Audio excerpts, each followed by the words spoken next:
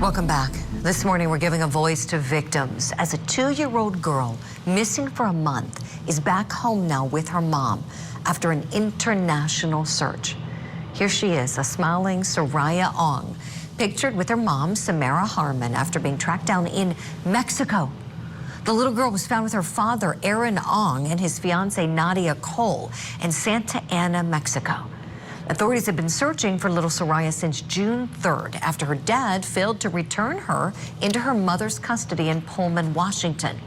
Aaron Aung will now be extradited to Washington to face charges of custodial interference.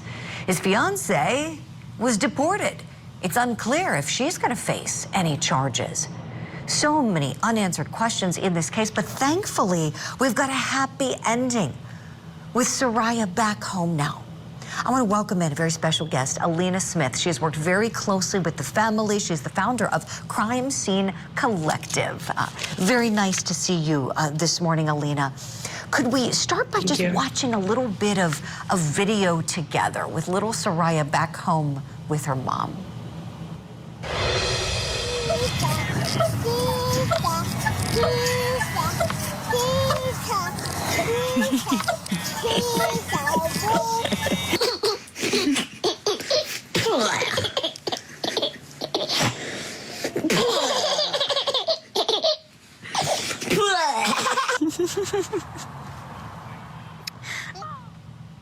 Of course, so the biggest question, how is little Seraya doing? Alina, share with us what you know personally, please.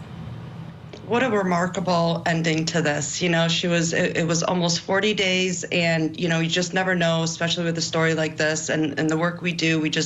A lot of times we don't get an ending like this, but this time there was a gentleman by the name of Martin, and he followed his gut, he followed his instincts, and he just felt that there was something wrong, and he got Seraya home, and Seraya is back with her mom, and everything is great now. She's happy. She's speaking a little bit of Spanish now, and, you know, she went to a water park. She was swimming. She was playing. She was running around. She's eating, and look at her. She looks amazing, and everything is you know, gonna be great now. And we cannot believe this ending. It's just amazing.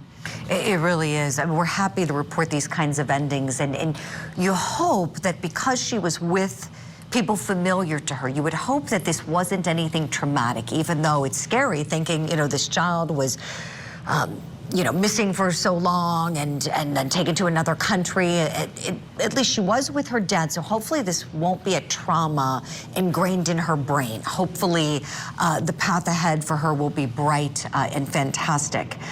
I've got a statement that Nadia Cole's family released. So this is little Seraya's dad's fiance's family saying this. And they said on July 4th, our daughter Nadia Cole was found safe and unharmed by Mexico police and was safely transported to the border to re-enter the United States, where she voluntarily came back to her parents. Details of the circumstances that led to her disappearance remain part of an ongoing investigation, and we trust that more information will be released as deemed appropriate by the investigating agencies. And so there's some things that are unclear with this, Alina. I'd love to ask you what you know, please, about this. We understand that police took Nadia Cole into custody, but then Aaron had fled with Seraya before he was ultimately arrested.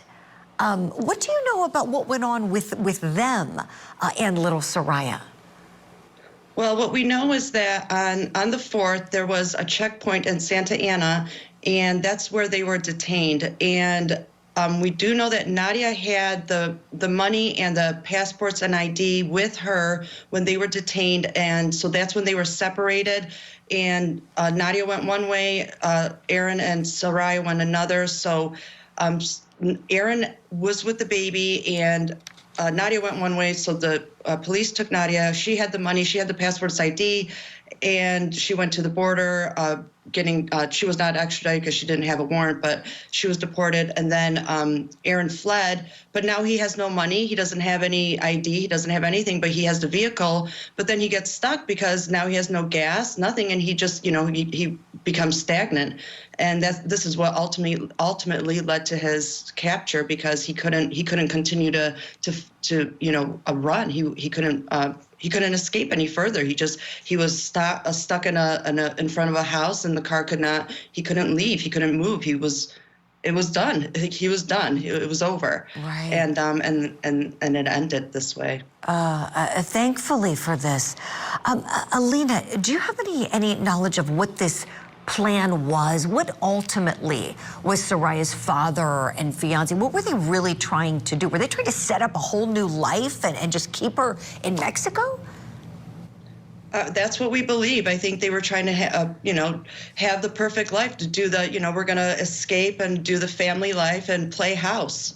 And that's what we think. That they were going to, they think that they were going to give Seraya a life that right now they believe that she was not having in America with her biological mother. And it's just going to be this fairy tale of, if we escape, we can have the perfect life and get married. And it was just a fairy tale. It was a make-believe story that could never become fruition. Right.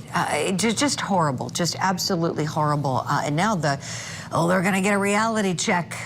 They really are, especially him, with what's ahead in his criminal prosecution.